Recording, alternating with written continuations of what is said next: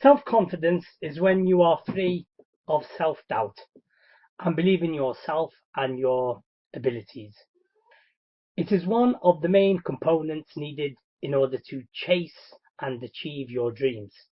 The hidden secret in Napoleon Hill's Think and Grow Rich talks about persistence in its key formula to achieving ultimate success, and I would add that self-confidence is the key to achieving this persistence.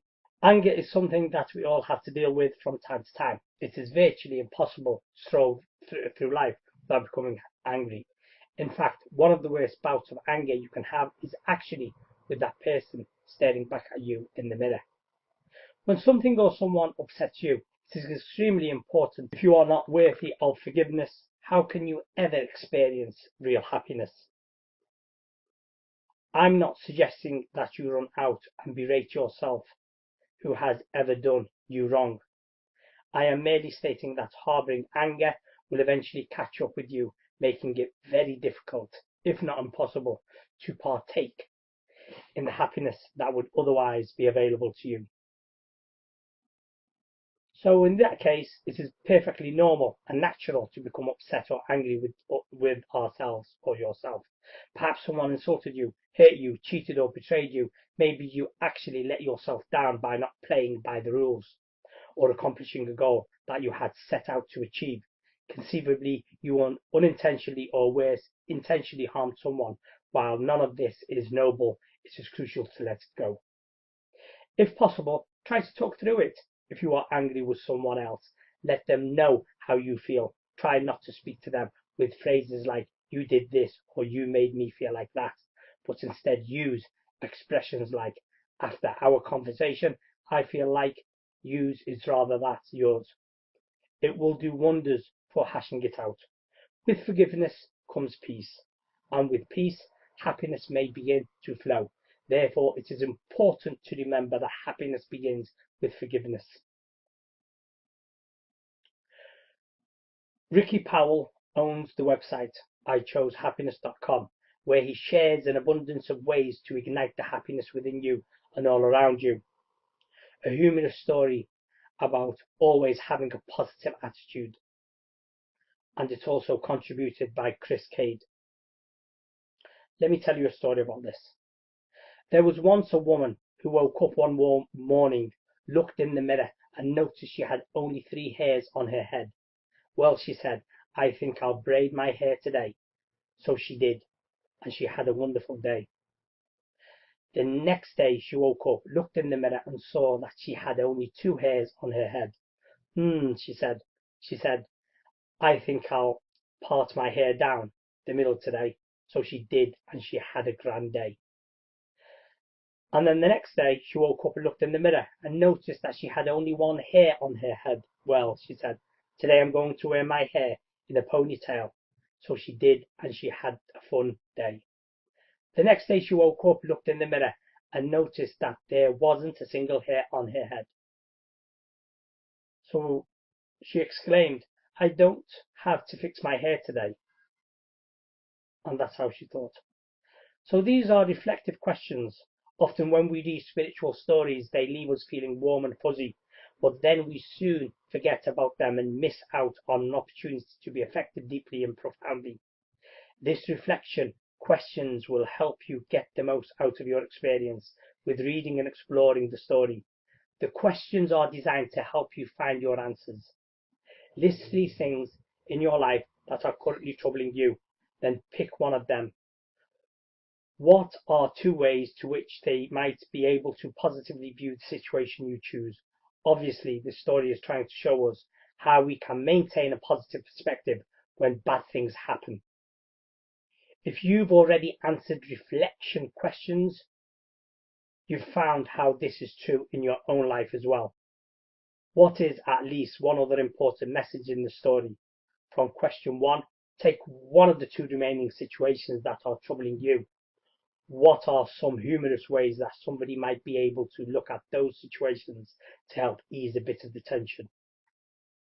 So Chris Cade, what he says is that he calls himself a reluctant hero. He is a second-degree black belt and martial arts champion who has swum with wild dolphins and tested software to find the bugs. His journey leaving a six-figure income and corporate life with Hitachi, Adobe for a spiritual one, has rewarded this visionary with the most popular spiritual story site on the internet. A graduate of Monroe Institute's Gateway Voyage program and a student of the Diamond Approach, Chris is a spiritual teacher, lecturer, father to 4-year-old son, Quantum. Energy, the current of universe. So in energy, what we think is what we create. So what we think is what we create. So let's take an example. With every emotion we feel, we send out energy that either contributes to the construction or destruction of the peaceful world that most of us would like to enjoy. You don't have to be either the corporate raider or the abusive husband. You just might be a man who feels guilty for not spending more time with his children, or the woman who hates the figure she sees in the mirror because it carries a few extra pounds. Those energies log into the global bank. On the contrary, when you feel good because you have reached out to a stranger, taught someone to read, kissed your elderly grandmother, exercised your body, or selflessly helped a co-worker stuck on a project, you put healthily high frequency vibrations into the bank. For what we think and feel is what we create. When we focus on, we manifest and attract.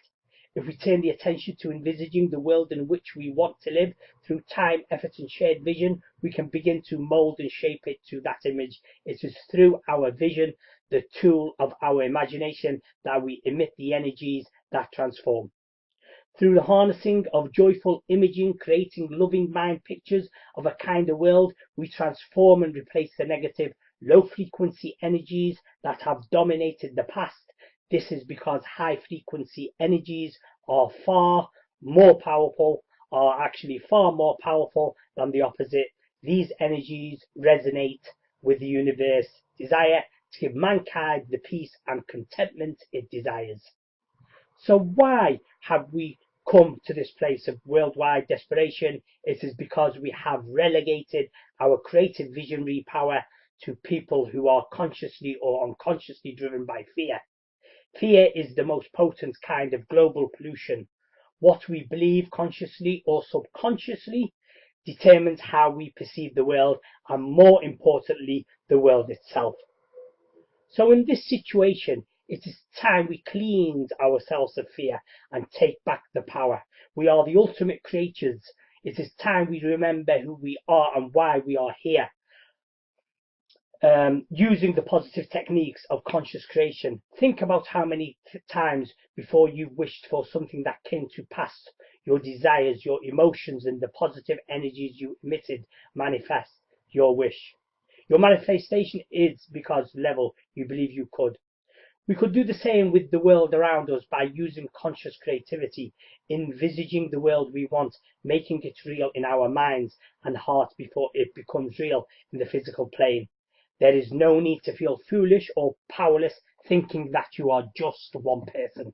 Each of us is an enormously powerful being for transformation. It only takes one person in the ignite change in the world or to inspire others.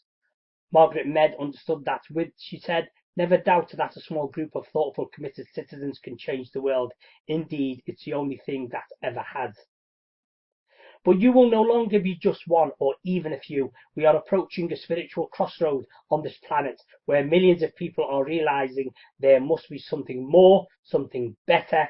They are awakening to a call for spiritual self.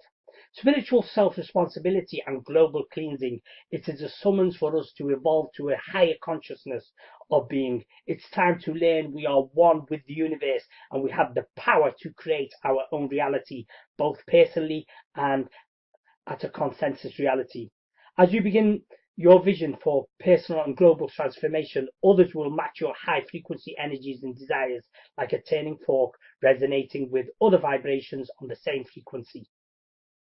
This united vision will be unlike any force ever before. It is a remarkable synergistic power that will be life-changing for all of us. See it, feel it, so be it.